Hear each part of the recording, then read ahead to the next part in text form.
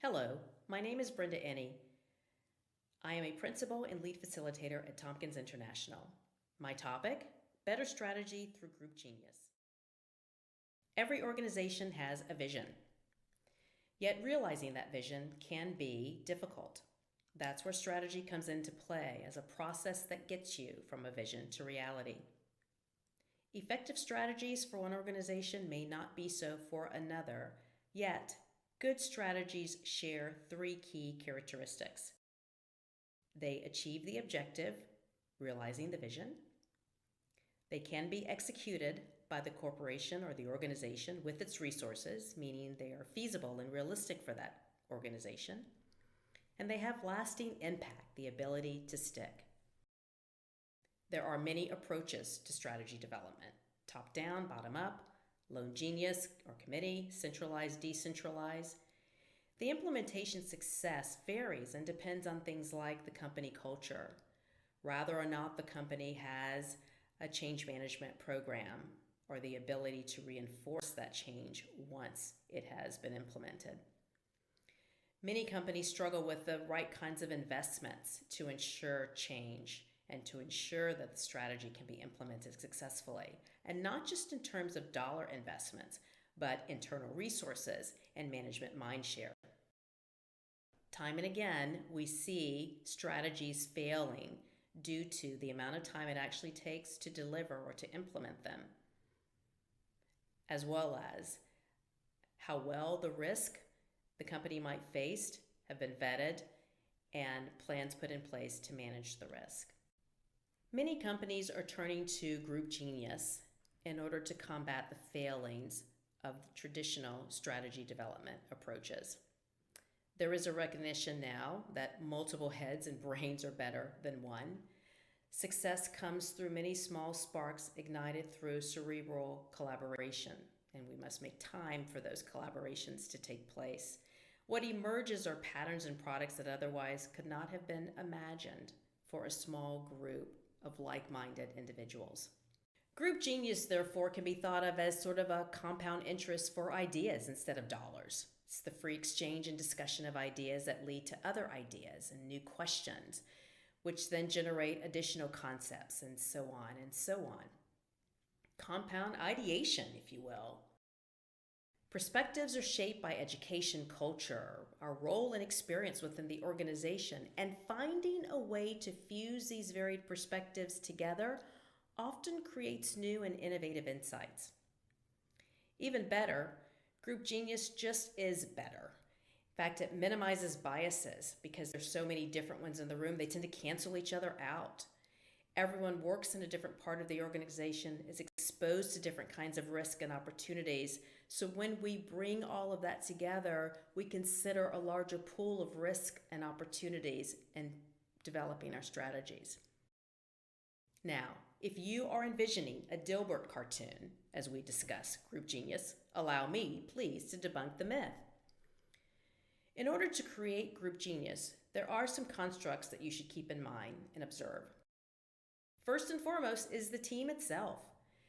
You must have a cross-functional team with diverse points of view. Their knowledge base combined and collectively should be very deep, not only around your products and services, but the environment and the markets you work in, and the customer's choices and the customer's perspectives. Secondly, the environment this team works in must be a relaxed one, unrushed, respectful of all the members and of their opinions, inclusive, easy for our members to exchange concepts and ideas, and for everyone to be heard. Next, dedicated time.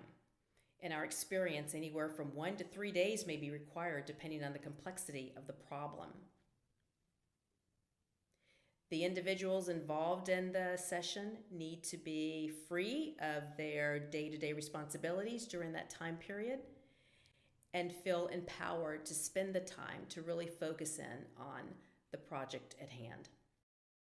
The session must be guided by very clear objectives, common visions, and shared goals. And the outcome? The vision of that outcome must be the same for everyone in the room. What does success look like when we are done with the work? Now, for certain types of problems, a self-guided group is just fine, but in strategy development, we find skilled and engaged facilitation works best. Prior to the session, the facilitation team must structure a working session that is designed, in fact, to address the right questions. They then develop exercises, materials that will spark creativity and discussion for the team in order to explore, debate, tear down, and refine ideas and reassemble them again. And last but not least, the facilitation team helps the group to work big by using graphic recording. Employing group genius in a corporate environment is not new. Thomas Edison believed in it and was an early adopter. He would divide his laboratory workers into small teams in order to simultaneously work on ideas, trying to come up with prototypes that could be manufactured. He himself would behave as a facilitator, moving from team to team, advising and motivating. And it's said that he was able to turn out new products on a timetable and a scale that had never been accomplished with his teams before. Group genius at work is parallel processing.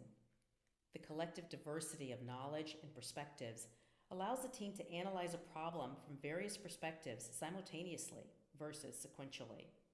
As they work through iterations of a concept, they more quickly identify potential roadblocks and come up with creative solutions to resolve them. Many have described the process as fun.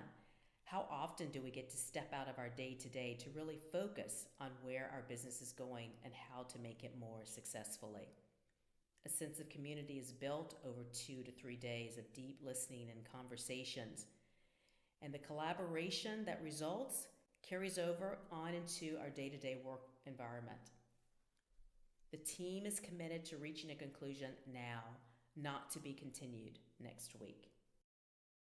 This is a proven methodology to develop strategy and resolve large, complex problems.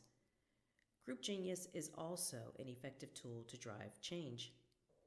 In our fast-paced world, innovation is key for business success, and at the heart of innovation is change, which tends to be primarily a people concern.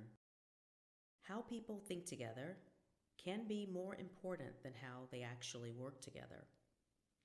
So the traditional methods, which rely upon small, isolated teams for strategy development, are proving to be too slow and too complicated in today's world.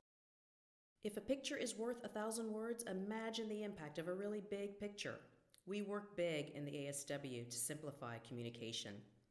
Leveraging the talents of a graphic recorder, we capture in real time on wall-sized charts the dialogue, the decisions, and the final strategies of a working team in pictures and diagrams that are easy to understand by anyone. Innovation belongs to everyone in an organization, not just a select few. Leading organizations are unlocking the power to innovate and think differently through group genius. When properly organized and facilitated, it creates more effective, implementable, and sustainable strategies in a fraction of the time of more traditional methods.